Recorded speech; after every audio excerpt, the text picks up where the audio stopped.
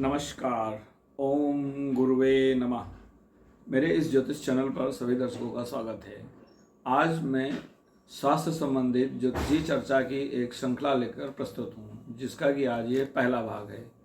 इस श्रृंखला के जरिए हम ये समझने का प्रयास करेंगे कि आपकी जो स्वास्थ्य की समस्याएं हैं या आपका जो स्वास्थ्य है उसकी स्थिति अच्छी रहेगी या कोई समस्या आएगी तो किस तरह की आएगी और कहाँ से इसको ज्योतिष समझता है।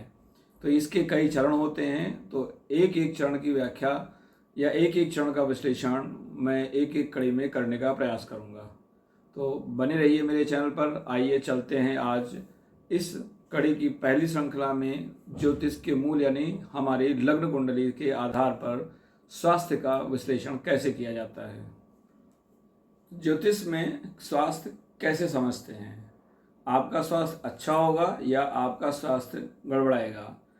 जब स्वास्थ्य की बात होती है तो स्वास्थ्य के दो आयाम होते हैं, एक तो सामान्य रोग और दूसरा व्याधि। व्याधि का मतलब होता है आपके साथ होने वाली दुर्घटनाएं। एक स्वस्थ मनुष्य के साथ भी समस्या शरीर की आ सकती है। वो आ सकती है इस रूप में कि उसके साथ कोई दुर्घटना घटे और वो शारीरिक रूप से पीड़ित हो जाए। तो यहाँ पर इन दोनों चीज़ों को हम अलग अलग नज़रिए से समझेंगे। तो पहले हम एक औसत दर्जे पर, यानी कि अगर आपको अपना जन्म समय बिल्कुल सही नहीं मालूम है, घंटे आधे घंटे का ऊपर हेर फेर है, तो भी आप अपने संभावनाओं को एक हद तक समझ सकते हैं और उसके आधार पर आप शुरू से या आरंभ से ही आप अपना एक प्रिकॉशन लेकर चल सकते हैं। तो यहाँ पर जो लग्न कुंडली होती है, लग्न कुंडली में सभी ग्रहों का समय के अनुसार भावगत, राशिगत और नक्षत्रगत स्थिति होती है। तो जब हम कभी स्वास्थ्य की बात करते हैं तो स्वास्थ्य के लिए जो सामान्य रोग होते हैं वो छठे भाव से, जो दीर्घकालिक रोग होते हैं वो आठवें भाव से, और ऐसी कोई समस्या जो आपको अस्पताल ले जाए, जहाँ पर आप बंधन में महसूस हो, तो हम 12वें भाव से देखते हैं। अगर हम तन की बात करें यानी हमारा शरीर, तो हमारा शरीर लग्न से जम जाता है। तो जब लग्न से हम शरीर समझते हैं, इसके अलावा जो हमारे मन का कारक है वो चंद्रमा है, और चंद्रमा का जो दूसरा पहलू है ये हमारे शरीर के जल तत्व का मुख्य स्रोत है। और हम ये जानते हैं कि हमारे शरीर में लगभग 75% से 80% जल ही है। हमारा शरीर दो ही चीज़ों से मुख्य रूप से बना है, जल और पृथ्वी। यानी एक के कारक बुध होते हैं और दूसरे के कारक चंद्रमा होते हैं। अब ये जो चंद्रमा और बुध से मिलकर हमारा शरीर बना है, तो आप समझ सकते हैं कि जो बुध है वो हमारे पृथ्वी तत्व यानी जो एक ठोस शारीरिक संरचना होती है उसको निरूपित करते हैं। तो अब अगर आपका स्वास्थ्य उत्तम होगा तो कैसे होगा, तो इसके लिए आप पहले लग्न देखिए। लग्न हमारे शरीर को निरूपित करता है। यदि लग्न पर शुभ ग्रहों की दृष्टि है, शुभ ग्रह का अर्थात होता है कि हर एक कुंडली में उसके लग्न के राशि के अनुसार शुभ ग्रह भी उसके दुस्थान के, यानी दो स्थान मतलब हो गया उपचय भाव होते हैं 3, 6, 10, 11। इसके अलावा भाव मारक कहलाते हैं, द्वितीय स्थान और सप्तम स्थान। और जो त्रिक भाव होते हैं उनके आधार पर हमें जो देखा जाता है वो है 6, 8 और 12। तो जो 6, 8, 12, 3, 6, 10, 11 इनके आधार पर हम समझते हैं कि इनके जो स्वामी होते हैं हम उन्हें बताते हैं कि ये आपके कुंडली के अशुभ अधिपति हैं। यदि यह ग्रह शुभ हो तो भी अगर ये लग्न के दोनों तरफ हैं, यानी अगर ये कर्तरी बना रहे हैं, कर्तरी का मतलब लग्न के दाएं और बाएं, यानी 12वें भाव में और दूसरे भाव में अगर ऐसे अधिपति हैं, इन भावों के अधिपति हैं, भले ही वो सौम्य ग्रह हो, तो ये बताता है कि लग्न पीड़ित है। इसके अलावा यदि लग्नेश स्वयं छठे भाव में चला जाए या आठवें भाव में चला जाए या 12वें भाव में चला जाए, तो ये बताता है कि लग्नेश पीड़ित है। यानी क्योंकि लग्नेश को जहाँ पर जाएगा वहाँ का उसे फल देना होगा। तो जब वो रोग के भाव में जाएगा तो रोग का फल देना होगा, आठवें भाव में जाएगा तो दीर्घकालिक समस्याओं का लाभ फल देना होगा, 12वें में जाएगा तो बंधन का फल देना पड़ेगा। इसके बाद बारी आती है पाक लग्न की, यानी लग्न पीड़ित है, तो ये हमको देख लिया। उसके बाद लग्नेश जहाँ गया है, अब मान लीजिए लग्नेश छठे में गया है, लेकिन छठे में उस पर शुभ ग्रहों की दृष्टि है, पंचमेश की दृष्टि है, उस कुंडली के नौमेश की दृष्टि है, उस कुंडली के जो केंद्र के अधिपति हैं उनकी दृष्टि है। अगर ये जो ग्रह हैं वो अगर देख रहे हैं तो ये बताता है कि आपका लग्नेश शुभ प्रभाव में है। अगर लग्न पे भी यही योग बन रहा है कि लग्न पर जो दोनों तरफ ग्रह हैं वो शुभ भाव के हैं, केंद्र के स्वामी हैं, त्रिकोण के स्वामी हैं, या लग्नेश के मित्र हैं और उनकी कोई एक मूल त्रिकोण की राशि जो है वो केंद्र में या त्रिकोण में आ रही है, तो यह बताता है कि लग्न आपका शुभ कर्तरी योग में है। तो यदि लग्न शुभ कर्तरी में है, लग्नेश शुभ कर्तरी में है, उस पर शुभ ग्रहों की दृष्टि है, शुभ ग्रहों से वो युत है, भले ही वो द्वस्थान पर हो, तो यह बताता है कि आपको शरीर से संबंधित समस्या नहीं आएगी। अब यहाँ पर केवल लग्न से बात नहीं बनती है, जब हम शरीर की बात कर रहे हैं तो चंद्रमा को अवश्य देखना होता है। जो लग्न से छठा भाव बताता है कि आपके शरीर को किन कष्टों से जूझना पड़ेगा। अब वो कष्ट आपके स्वास्थ्य के हो सकते हैं, आपके कार्य क्षेत्र के हो सकते हैं, लेकिन अगर स्वास्थ्य संबंधी समस्या आनी है तो चंद्रमा निश्चित रूप से आपका पीड़ित होगा, तभी वो स्वास्थ्य की समस्या आएगी। तो अब आप अपने लग्न कुंडली में चंद्रमा को लग्न बना लीजिए, जहाँ पर चंद्रमा है उसको लग्न बनाइए। और अब देखिए कि छठवें, आठवें और 12वें भाव से क्या चंद्रमा के जो राशि अधिपति हैं उनका संबंध बन रहा है। इसके साथ साथ क्या चंद्रमा पर किसी दो स्थान अधिपति की दृष्टि पड़ रही है। विशेषकर चंद्रमा के जो शत्रु ग्रह होते हैं, जैसे केतु हो गए, राहु हो गए, इसके अलावा शनि हो गए, ये चंद्रमा को ज़्यादा पीड़ित करते हैं। यदि ये इनको देख रहे हैं तो ये बताता है कि आपके शरीर पर रोग की समस्या की संभावना प्रबल हो जाती है। इसके अलावा चंद्रमा कैसे पीड़ित होता है, यदि चंद्रमा अष्टम राशि में यानी वृश्चिक राशि में चला जाए या अष्टम भाव में चला जाए, शनि के साथ साथ एक ही समय में शनि राहु या शनि केतु से दृष्ट हो या युद्ध में हो, उस पर किसी शुभ ग्रह की दृष्टि ना हो, तो यह बताता है कि आपका चंद्रमा पीड़ित है। अगर चंद्रमा के साथ साथ चंद्रमा जिस राशि में है उसका राशि अधिपति भी पीड़ित है, तो यह निश्चित संभावना बताती है कि आप शरीर से कमजोर रहेंगे और आपको शरीर का रोग रहेगा। तो पहले आपने देख लिया लग्न से, दूसरा आपने देखा चंद्रमा से। अब इसी राशि कुंडली में जहां पर सूर्य हैं उसको भी आप लग्न बना लीजिए। अब सूर्य से आप छठवें, आठवें, 12वें भाव में देखिए कि क्या जो सूर्य जिस राशि में है उसका अधिपति इन भावों में है। इसके साथ साथ क्या सूर्य ग्रहण योग में है, या सूर्य शनि की युति है, या सूर्य शनि की दृष्टि है। अगर ऐसे योग बन रहे हैं तो यह बताता है कि आपका सूर्य भी पीड़ित है। यदि चंद्रमा, सूर्य और लग्नेश तीनों एक साथ पीड़ित हो जाएं और इनके भावाधिपति भी पीड़ित हो जाएं, और किससे पीड़ित हो, छठवें भाव के स्वामी से, आठवें भाव के स्वामी से, इनके साथ कोई अन्य भाव का स्वामी युत है तो ठीक है, वो प्रभाव को थोड़ा बल देगा। लेकिन अगर ये युत है तो ये रोग की तरफ इशारा करता है। अगर मान लिया राहु है, राहु को छठवें, आठवें से संबंध नहीं बन रहा है, तो ऐसा नहीं है कि राहु की युति आपको रोग देगी, वो किसी और तरह की समस्या दे सकती है, और तरह का संघर्ष आपके जीवन में ला सकती है। लेकिन जब रोग की बात होगी तो यहाँ पर लग्न, लग्नेश, चंद्रमा, चंद्रमा के राशि अधिपति, सूर्य और सूर्य के राशि अधिपति, इनका संबंध 6, 8, 12 से होना चाहिए। अब यदि इन तीनों कुंडलियों को आपने देखा और इन तीनों कुंडलियों से जो छठे, 8वें, 12वें भाव के स्वामी हैं वो परस्पर संबंध बना रहे हैं, तो ये निश्चित समझिए कि आप शरीर से रोगी रहेंगे। ये तो हो गया रोग होगा कि नहीं होगा। इसके अलावा यहाँ पर केवल आपको इन 3 कुंडलियों से ही आगे नहीं चलना है, क्योंकि इन 3 कुंडलियों में बहुत सारी चीज़ें एक साथ होती हैं। जब तक आप इस आकलन को अगली कुंडलियों में यानी नवमांश कुंडली में, दृष्कान कुंडली में, विशेषकर दृष्कान कुंडली और त्रिशांशा कुंडली, ये 2 कुंडलियां हैं जो सूक्ष्म स्तर पर बताती हैं कि आपके शरीर पर पीड़ा किस तरह की आएगी। अब ये रोग की बात है तो इन भावों को देखिए। अब इसके आगे हम आपको बताएंगे कि जो रोग में हम कैसे समझते हैं कि कौन से अंग में कौन से रोग हो सकते हैं। तो इसके अलावा जो ज्योतिष में पीड़ा का समय होता है, यानी कि हम कहते हैं कि ये भाव पीड़ित है या ये ग्रह पीड़ित है, तो पीड़ित का अर्थ होता है कि या तो वो अपने शत्रु से युत हो, दृष्ट हो, या उस भाव जो उस भाव में है वो दुस्थान में हो, या दुस्थान के अधिपति से दृष्ट हो, तो वो पीड़ित कहलाता है। तो यहाँ पर जो 12 भाव होते हैं ये मुख्यतः मोटा मोटी आपके शरीर के अंगों को निरूपित करते हैं।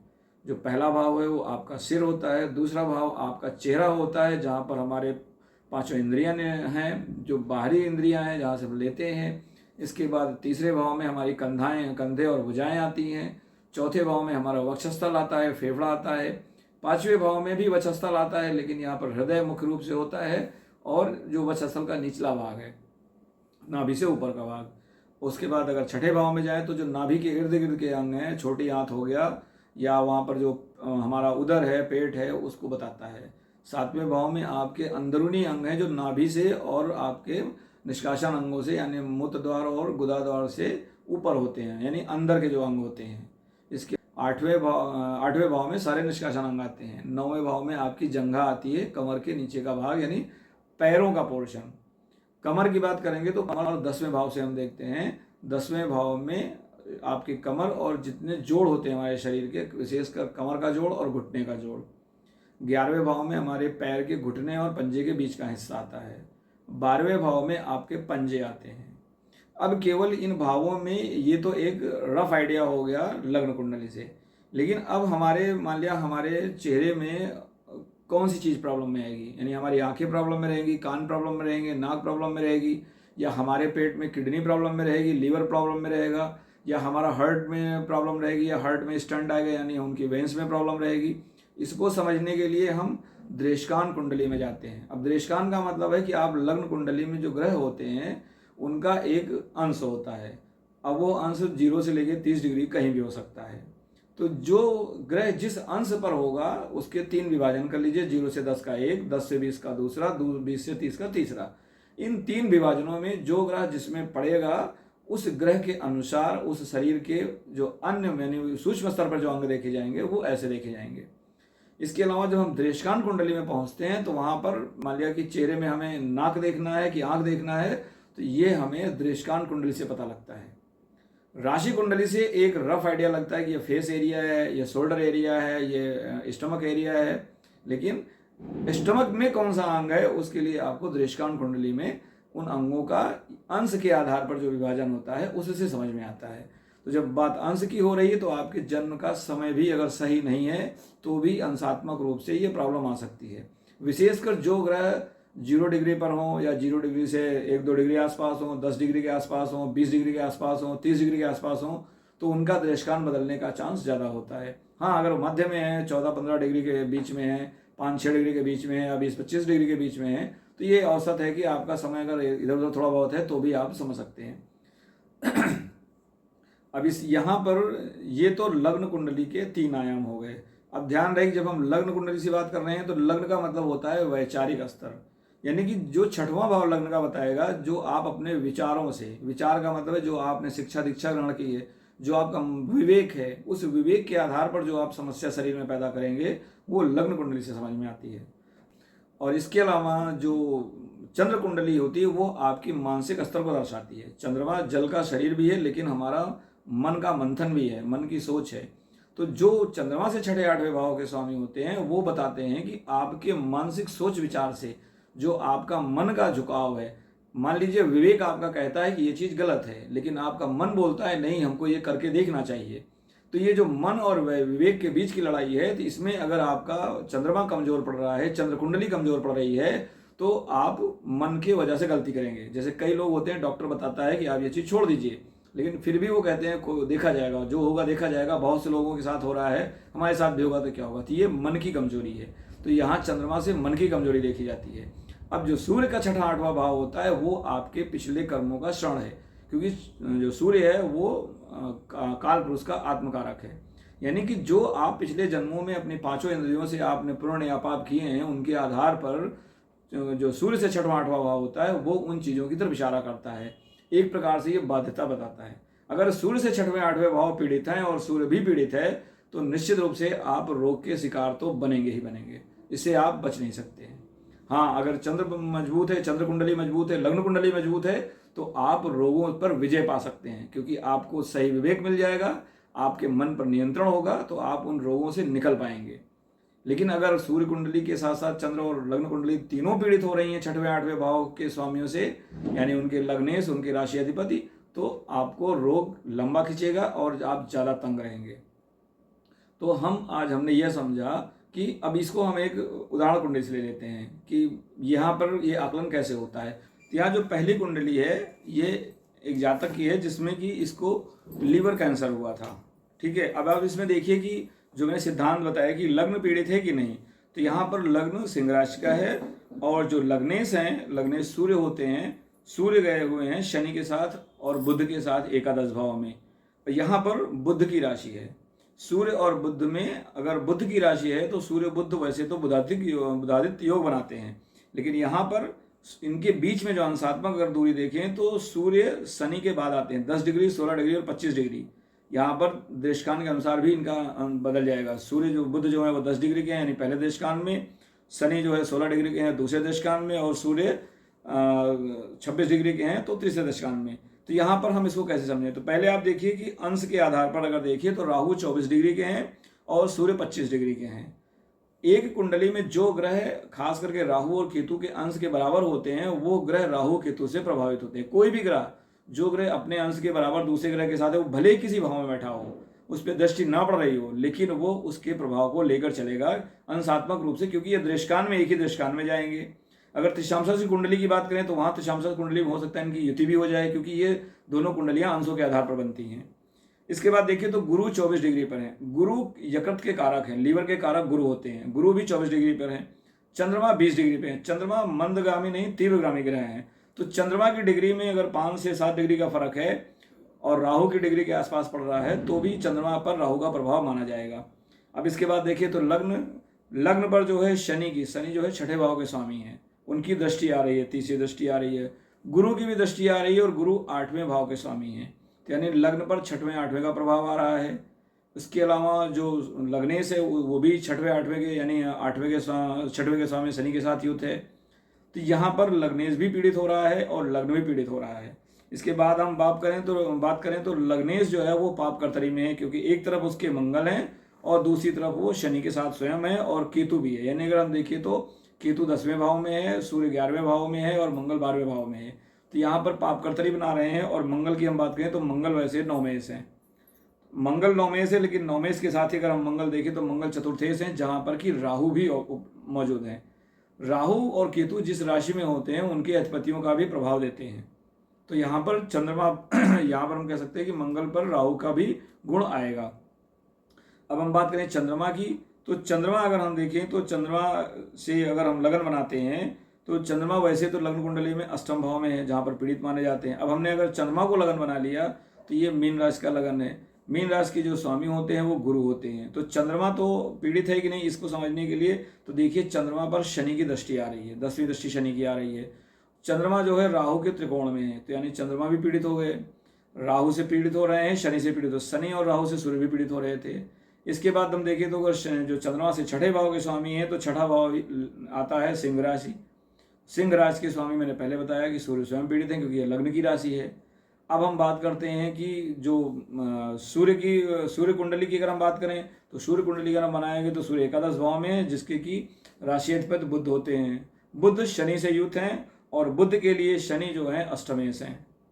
अगर हम 11वें को लग्न बनाएं तो मकर राशि जो है वो अष्टम भाव में आएगी, तो यानी कि जो लग्नेश है वो अष्टमेश से युक्त है। इसके अलावा अगर हम देखें तो गुरु की भी उन पर दृष्टि आ रही है। अगर हम गुरु की बात करें तो गुरु जो है दशमेश हो जाएंगे।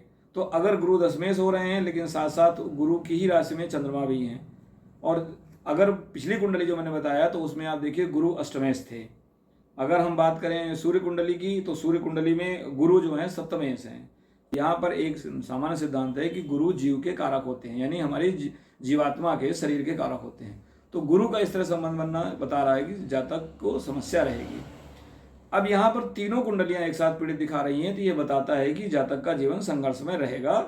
लग्न कुंडली ये बता रही है। अब ये कौन सा अंग होगा, इस अंग को देखने के लिए हमें दृष्टान में जाना पड़ेगा। लेकिन अगर हम यहाँ भावगत अंगों की बात करें तो भावगत अगर हम देखें तो लीवर आता है 7वें भाव से, क्योंकि ये हमारे नाभि के और प्रजनन अंगों के या गुप्तांगों के ऊपर के बीच के हिस्से में होता है। तो यहाँ पर गुरु उसी भाव में है और गुरु वक्री हैं। अगर लग्नेश वक्री हों, गुरु वक्री हों, ये बताता है कि शरीर में रोग रहेगा, क्योंकि वक्रत्व का मतलब ये है कि शरीर में उठापटक चलेगी। तो यहाँ पर कुंभ राशि में गुरु हैं, तो कुंभ राशि राहु की राशि होती है। राहु अपने आप केंद्र में है। जो केंद्र का ग्रह होता है वो दोनों तरह से सपोर्ट करता है, आपके कर्म भी सपोर्ट करेगा और आपके शरीर में आने वाले कष्ट को भी सपोर्ट करेगा, यानी कि कष्ट को भी बढ़ाएगा और आपके भाग्य को भी चमकाएगा। तो यानी जातक को लाभ भी होगा लेकिन शरीर को हानि भी होगी, क्योंकि यह कारकत्वों का प्रभाव है। तो इस तरह से आप समझ सकते हैं। अब यहाँ पर हमने पहले बात की थी व्याधि की, दुर्घटना की। अब अगर किसी को कैंसर है, अगर उसकी कोई दुर्घटना में मृत्यु होती है, तो यहाँ पर जब व्याधि की हम बात करते हैं तो जब तक अष्टम से लग्नेश से राहु का मंगल का एक साथ संबंध ना बने, विशेषकर राहु, मंगल और शनि, अगर यदि एक साथ ये अष्टम भाव से संबंध बना लें या लग्नेश से संबंध बनाए और लग्नेश पर अष्टमेश की युति हो, तो यह बताता है कि आपके साथ जीवन में आकस्मिक कोई घटना घटेगी जो आपके शरीर पर भारी पड़ेगी। ये चोट चपेट भी हो सकती है, आपका ऑपरेशन भी हो सकता है, या एकाएक जीव की हानि भी हो सकती है। तो इस तरह से लग्न कुंडली से आप अपने स्वास्थ्य की दिशा को समझ सकते हैं। केवल लग्न कुंडली पे ध्यान रहे, ये युतियां देख के आप लग्न कुंडली से स्वास्थ्य पर 100% श्योर नहीं हुई है। जब तक आप देशकान कुंडली का आकलन न करें, त्रिंशांशा कुंडली का आकलन न करें, इसके साथ द्वादशांशा कुंडली भी देखी जाती है, क्योंकि द्वादशांश कुंडली हमारे माता पिता के कर्मों की है। यदि माता पिता के कर्मों के अच्छे प्रभाव हैं तो वहां पर आपको यही जो यहाँ दुर्योग दिख रहे हैं, हो सकता है वहां पर वो दुर्योग कट जाएं। अगर वो वहां पर बली हो रहे हैं तो यहाँ पर आपको लाभ भी मिलेगा, कष्ट तो होगा लेकिन आप उससे उबर पाएंगे।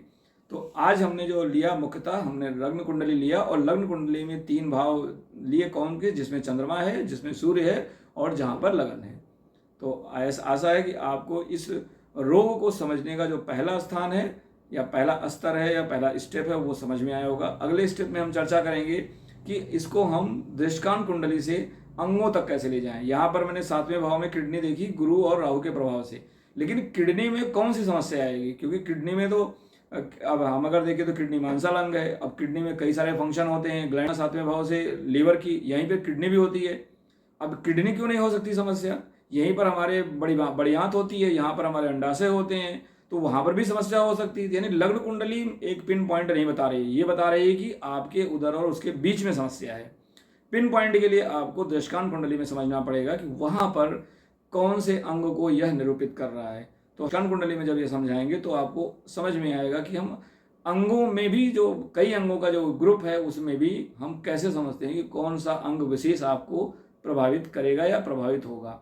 हाँ, यदि आपके लग्न लग्नेश बली स्थिति में है, चंद्रमा बली स्थिति में है, या चंद्रमा के कम से कम राशिस बली स्थिति में है, तो आपको कोई सा भी रोग हो आप उससे निकल जाएंगे। ये चंद्रमा का और लग्न का बल कहलाता है। तो आशा है आपको ये विषय समझ में आया होगा। जुड़े रहिए अगली कड़ी में देशकान कुंडली के आधार पर रोगों को समझने के लिए। आप सबका दिन शुभ हो। ओम गुरुवे नमः।